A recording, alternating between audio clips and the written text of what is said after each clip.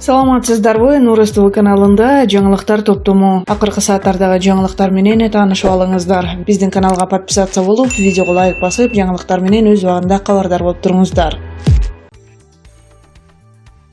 Башкы прокуратура Ички иштер министринин мурдагы орун басары Курсан Асановдун жан сакчысы кармалганын тастыктады. Маалыматка караганда, ИИМдин атайын даярдыктагы бөлүгүнүн кызматкери Дамирбек Пайзылда уулу 23 август күнү Бишкек ШИИБдин убактылуу кармоочу жайына киргизилген. Пайзылда уулу мурдагы президент Алмазбек Атамбаевдин тарапташтарына кой таш окуясына тийиштүү ишке байланышкан документтер менен буюмдарды мыйзамсыз негизде берген деп аскер прокуратурасы тарабынан шектелип жатат. Белгилей кетсек, Курсан Асанов кыргыз милициясына чыккынчылык кылды. Ишеничтен кетти деген негиз менен 13 августта Ички иштер министринин орун басары кызматынан бошотулган. Кийин тергөөчүлөр мурдагы президент Алмазбек Атамбаев акча жана баалуу буюмдарын Асановго берген деген шек менен тинтүү жүргүзгөн. Андан көп өтпөй Асановду жактап жаткан адвокат Икрамидин Айткулов алдамчылык беренеси боюнча шектелип кармалган. Ал соттун чечими менен 2 айга үй камагына алынды.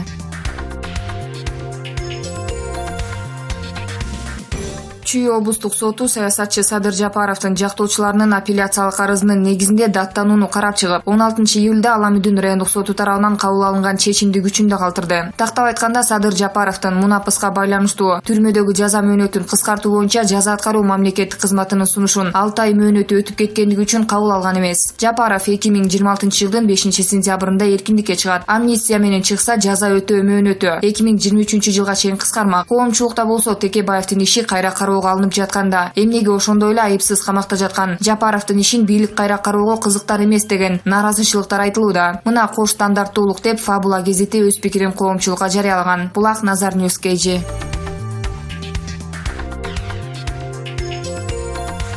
Кыргызстандын волейбол боюнча улуттук курама командасы Азиянын аймактык чемпиону аталды. Финалдык беттеште курама команда Өзбекстанды 3-0 эсебинде жеңди. Мелдеш ушул тапта Непалдын борбору Катманду шаарында өтүп жатат. Буга чейин Кыргызстан жарым финалдык беттеште Түркмөнстандын курама командасын 3-0 менен утуп, тайпалык баскычтарда Непал менен Мальдив аралдарынын курама топторун жеңген. Быйыл 5-жылы уюштурулган Азиянын аймактык чемпионатына 7 курама команда катышып, алар өз ара 2 тайпага бөлүнүп ойноду. Кыргызстандын волейбол боюнча курама командасы бул чемпионатка алгач уюшулгандан бери катышып келүүдө. Алгачкы жолу өткөн мелдеште Кыргызстан тайпалык мелдештерден өйдө чыкпай калган. 2016 жылы күмүш медаль тагынып, 2017 жылы чемпион болгон. 2018 жылы коло медальга татыган.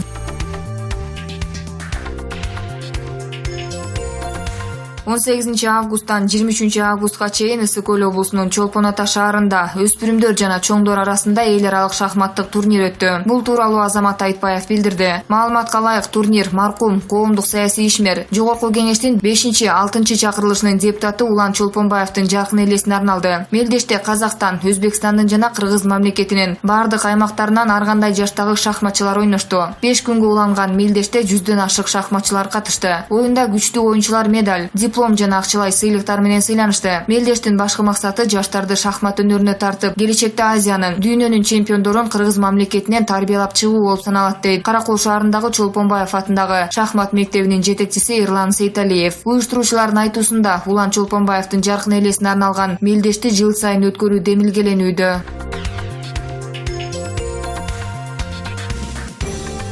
Бишкектин Свердлов райондук соту адвокат Икрамидин Айткуловду үй камагына чыгарды. Мындай бөгөт чарасы 21 октябрга чейин аныкталды. Айткулов ага карата иш козголгонун Ички иштер министринин мурдагы орун басары Курсан Асановду жактай баштаганы менен байланыштырарын Азаттык радиосуна билдирди. Албетте байланыштырам. Себеби мага айып тагууга аракет жасап жатышкан материалдар былтыртан бери жаткан. Мен жардам бере албай калышым үчүн жасашты. Кардарларымды, анын ичинде Курсан Асановду да коркутабыз дешти. Курсан Асановго жана мен коркуп жаткан башка кардарларыма жасоо ыкмасы болду. Айткулов кармалышын мыйзамдуу деп тапкан сот чечимине ишти козгогон тергөөчүгө өзү жана уулу тууралуу жалган маалымат бергендерге карата тиешелүү мекемелерге арызданарын айтты. Ага коюлуп жаткан айып негизсиз экенин кошумчалады. Адвокат 22 августта Бишкек шаардык милициясынын тергөө абагына камалган. Анын үстүнөн жергиликтүү тургун 2018 жылдын сентябрында арыз жазып, $5,500 алдап кетти деп айыптаган. Жактоочуга жазык кодексинин 204 беренеси алдамчылык боюнча шек сыналып жатканы тууралуу маалымдама берилгенин Бишкек милициясы кабарлаган. Адвокаттын 32 жаштагы уулу Азамат Айткуловда алдамчылыкка шек сыналып жатканы жөнүндө расмий кабар таратылган. Айткулов милициянын кызыкчылыгын саткан деген негизде кызматтан алынган. Курсан Асановдун адвокаты. Асанов 7-8 августта мурдагы президент Алмазбек Атамбаевди кармоо операциясынан кийин иштен алынган.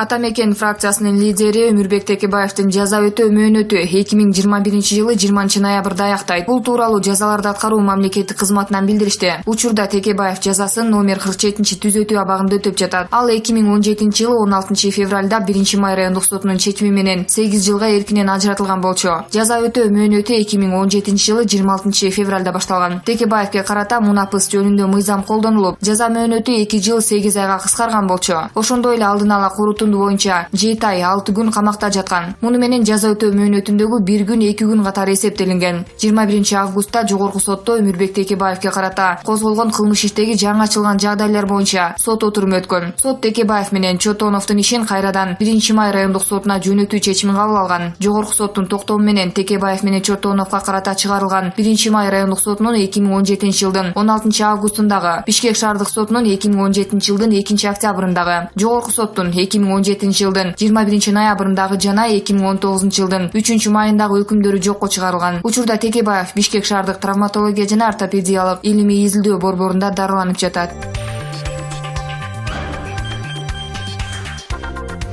Өмүрбек Бабанов саясий салмагын жоготуп көптүн бирине айланды. Негизи ушундай эле болмок. Коомчулук Бабановдон курч саясий билдирүүнү, экономикалык реформалар боюнча сунуштарды, келечек позициясы туурасында жаңылык күтүшкөн. Элдин үмүтү акталган жок. Адатынча бийликке ыңгайлашып, Герт башынын кызыкчылыгы менен алпурушуп алаңдап калды. Эң жөнөкөй шартта УКМК Финполдун тергөөчүлөрүнө чейин рахматын айтып эси болуп жатат. Ушунун өзү Бабановго келечек саясат эмес, кара башынын кепилдиги маанилүү экени көрүнүп турат. Саясатка барбай турганын айтып, бизнесиме тийбесеңер болду деген ишарат жасоодо. Ырас Бабановдун өлкөгө оор кырдаалда кирип келгенинин сыры ачыла элек. Герт башына кепилдик берилбесе, сагызгандан сак Бабанов өзүн тобокелге салып келбейт болчу. Арине Атамбаев бийликтин үчүн алып турган эркиндикте кезинде Бабанов бийлик үчүн керек эле. Азыр ал маанисиз фигурага айланды. Мындайча айтканда, август окуясынан кийин бийлик күчтөнүп, саясий позициясын бекемдеп алды. Мындай шартта Бабанов азыр бийликке кереги жок. Элдин демин суутуп, бир айлап суракка чакырып, анан камап койсо, Бабанов деле эки көзүн бакырайтып, түрмөгө отургандан башка аргасы калбайт. Дээринде күрөшчү эле эмес, эпчилдикке багыт алган Бабановду саясий айдыңдан сүрүп чыгаруу көйгөй эмес. Учурдагы тергөө иши Бабановдун баш терисин байкоого багытталган. Экономикалык кылмыштуулукка каршы күрөшүү кызматы тарабынан жүргүзүлүп жаткан АКБ Кыргызстан банкы боюнча сурак кылтың этсең мурунку ээсиңе өтөт деген белге. Президенттик шайлоо учурундагы Онадырдагы сөзү боюнча УКМКда күбө катары суралып жатса, эртең кылмыш ишинин фигуранты болуп калышы кыйын эмес. Демек чулук бекем тагылган. Мурдун жырып бошонуп кеткенге эрки жетпейт. Бийликтин айтканы менен болот, болбосо камалат. Же өлкөдөн кайрадан куйрук туюп качат. Булак фабула.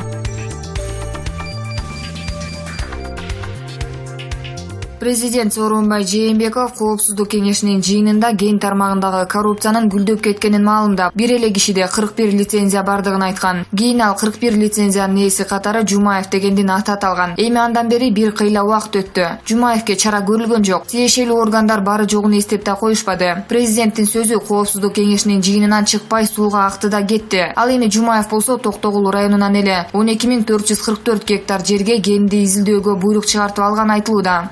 Бир Жумаевге тоолорубузду каздырып жиберип, мал жаныбыз менен кырылып, текей теребизби дешип нааразы. Элдин үнүн укчу бийлик дудук дейт Фабула гезити. Булак Назар Ньюскейже.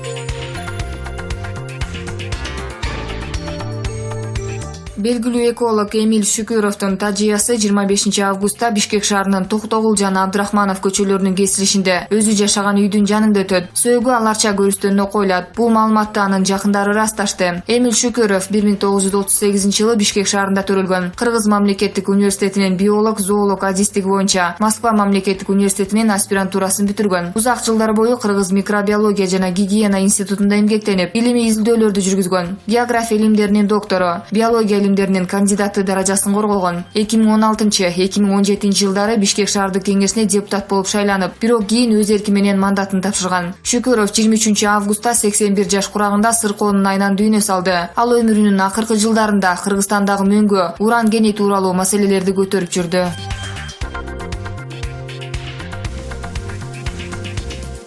Спутник Кыргызстан купуялуулук шарты менен окурмандардын жеке турмушуна байланышкан көйгөйлөрдү жарыялап келет. Психолог менен баарлашуу рубрикасынын бул жолку чыгарылышында Аяшын көптөн бери жактырып жүргөн кишинин каты жарыяланды. Саламатсыздарбы? Үй бүлөмүн, 4 балам, келишкен келинчегим бар. Экөөбүз тең ишкерлик чөйрөдө иштейбиз. Көпчүлүккө аялым экөөбүздүн мамилебиз бекем көрүнөт. Үлгүлүү түгөйсүңөр деген кепти көп угабыз. Бирок баары андай эмес. 2 жылдан бери мен башка аялга ашыкмын. Болгондо да дос баламдын келинчегине. Аны аялым да, дос балам да, ал тургай Аяшым да билбейт. Эч кимге айтпай жүрөм. Сезимдерим ичиме батпай кеткенде акыры психологко кайрылып көрүүнү чечтим. Тең туш балам кечирээк үйлөндү. Азыр биз 32 жашта болсок, ал 2 жыл мурда турмуш курган. Аябай жаш кыз деле алган жок. Өзүнөн 3 жаш кичүү экен. Аяшын бир көргөндө эле башкача таасир калтырган. Маңдайы жарык, жароокер, ачык айрым, айтор жакшы сапаттары көп. Менин жубайым да жакшы адам. Бирок сезим деген акылга баш ийбейт экен. Башында Аяшымды жөн гана жакшы адам деп баалап жүрчүмүн. Кийин чогуу чаран отуруп, конокторго барып, көбүрөөк жолуккан сайын аны жактыра баштадым. Психологко кат жазган себебим Аяшыма болгон арзуум күндөн күнгө күчөп баратат. Чалып сүйлөшүп, аны менен жөн гана отургум келет. Бирок анте албайм. Дос балам, аялымды сыйлайм. Анткени менен ошол аялды эле ойлоп туруп алдым. Бассам турсам оюм ошондо. Алаксыйын деп ар нерсени жасасам деле болбойт. Мындай нерсе болбошу керек экенин жакшы билем. Сезимдерди башкара албай кыйналып кеттим. Үй бүлөмдү таштап, ал аялды алып алайын деген деле оюм жок. Бирок аны күндө көрүп сүйлөшкүм келет. Эмне кылсам, өзүнө эле акырын айтып сезимимди билдирсемби?